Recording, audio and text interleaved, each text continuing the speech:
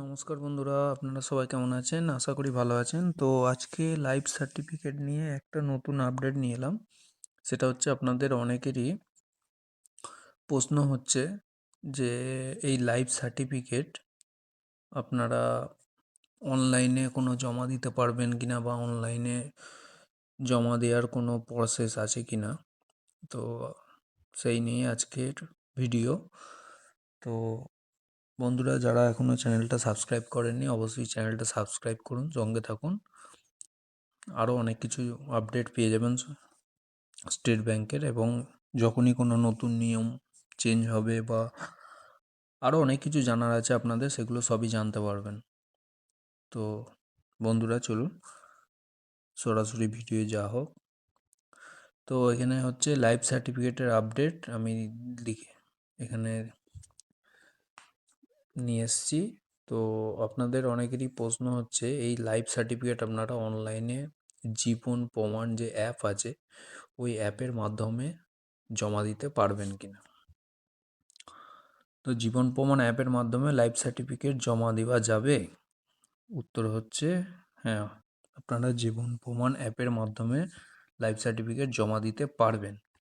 তবে কিছু গুরুত্বপূর্ণ নিয়ম আছে, সেই নিয়মগুলো অবশ্যই মানবেন। এখানে একটা সমস্যা আপনাদের হতে পারে, কারণ এখানে পেনশনাররা ম্যাক্সিমামই ধরুন ওল্ড এজ বা বয়স্ক মানুষজন আছেন। তো সেক্ষেত্রে একটা সমস্যা তাদের হবে, কারণ ওখানে ধরুন জীবন প্রমাণ অ্যাপের মাধ্যমে দিতে গেলে আপনাদের আধারের যে বায়োমেট্রিক আছে সেই বায়োমেট্রিকের থ্রু আপনাদের দিতে হবে। তো বয়স্ক মানুষদের বায়োমেট্রিক মেলাটা একটা সমস্যার ব্যাপার রয়েছে। তো আপনারা ট্রাই করে দেখতে পারেন, যদি বায়োমেট্রিক ঠিকঠাক মিলে যায় সেক্ষেত্রে কোনো সমস্যা নেই। এবার অনলাইনে ধরুন আপনারা বায়োমেট্রিক দিয়ে জীবন প্রমাণ অ্যাপের মাধ্যমে জমা করলেন লাইফ সার্টিফিকেটটা।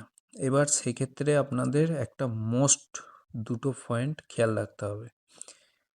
দুটো পয়েন্টের মধ্যে আমি প্রথম পয়েন্টে যাব, চলুন। আচ্ছা, প্রথম পয়েন্ট হচ্ছে আপনারা এখানে জীবন প্রমাণ অ্যাপের মাধ্যমে জমা করার পর রিসিপ্ট কপি একটা অবশ্যই নেবেন। মানে ওখানে আপনি যখন সাবমিট করবেন আপনার অ্যাপ্লিকেশানটা, তো টোটাল আপনার অ্যাপ্লিকেশানটা সব কিছু ওখানে ফিল করার পর যে সাবমিট করবেন, সেই সাবমিট করার পর নিচে দেখবেন একটা অ্যাকনোলেজমেন্ট জেনারেট হবে। আপনারা নিজেরাই করুন বা কোনো ক্যাব থেকেই গিয়ে করান, তো যেখানেই করবেন হয়তো অনেকে বলবে যে আপনার তো জমা হয়ে গেছে, রিসিপ্ট কপি দরকার নেই, বা এরম কিছু নয়। রিসিপ্ট কপি আগেই কথা, আপনারা যখন যাবেন সেই ক্যাফে, তো আগেই তাদের সাথে বলে নেবেন যে আমি জমা করার পর আমাকে রিসিপ্ট কপি অবশ্যই দিতে হবে। তো তাদের সাথে আগেই কথা বলে নেবেন। তো আপনাদের জমা করা হয়ে যাওয়ার পর সেই অ্যাকনোলেজমেন্ট রিসিপ্টটা অবশ্যই নেবেন, এবং সেই রিসিপ্টটা যত্ন করে রাখবেন। কেন যত্ন করে রাখবেন সেটা হচ্ছে কেন যত্ন করে রাখবেন এবং কতদিন পর্যন্ত যত্ন করে রাখবেন, চলুন সেটা হচ্ছে 2 নম্বর পয়েন্টে আপনাদের জানাবো। তো 2 নম্বর পয়েন্ট হচ্ছে রিসিপ্ট কপি পরের অন্ততপক্ষে 2 মাস পেনশন আসা পর্যন্ত যত্ন করে রেখে দেবেন।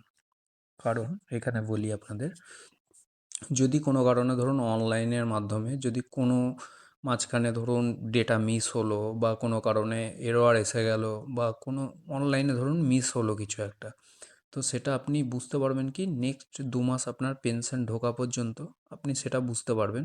যদি কোনো একটা মিস হয় বা কিছু হয়, সেক্ষেত্রে আপনি ট্রেজারিতে গিয়ে কথা বলতে পারবেন, বা ব্যাংকের সাথে গিয়ে যোগাযোগ করতে পারবেন। হ্যাঁ, তো রিসিপ্ট কপিটা অবশ্যই 2 মাস পেনশন আসা পর্যন্ত যত্ন করে রেখে দেবেন।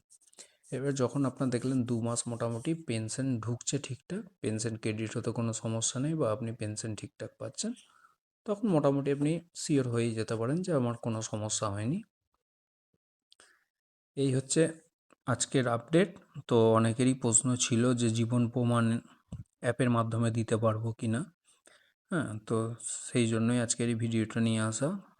তো বন্ধুরা, ভিডিও ভালো লাগলে চ্যানেলটা অবশ্যই সাবস্ক্রাইব করে সঙ্গে থাকবেন। এবং যদি আপনাদের কোনো কনফিউশন থাকে তাহলে আমায় কমেন্ট করে জানাবেন, ঠিক আছে? এবং আপনাদের যদি আরও কোনো কিছু স্টেট ব্যাংক নিয়ে আপডেট জানার থাকে সেটা আমাকে কমেন্ট করে জানাবেন, তো আমি সেই আপডেটটা আপনাদের অবশ্যই দেব। তো পার্সোনালি আপনাদের যদি কোনো কিছু অ্যাডভান্স, আমি তো সবই ধরুন আপডেট আমার এই চ্যানেলে সবই আমি দিয়ে দেবো, A to Z স্টেট ব্যাংকের যাবতীয় যা আপডেট আছে সমস্ত আপডেটই আমি দেবো আস্তে আস্তে। এবং আপনাদের যদি কোনোটা আর্জেন্ট হয়ে থাকে তো সেটা আপনারা আমায় জানাবেন। তো ধন্যবাদ বন্ধুরা, এই ছিল আজকের ভিডিও। দেখা হবে নেক্সট ভিডিওয়। ভালো থাকবেন। থ্যাঙ্কস।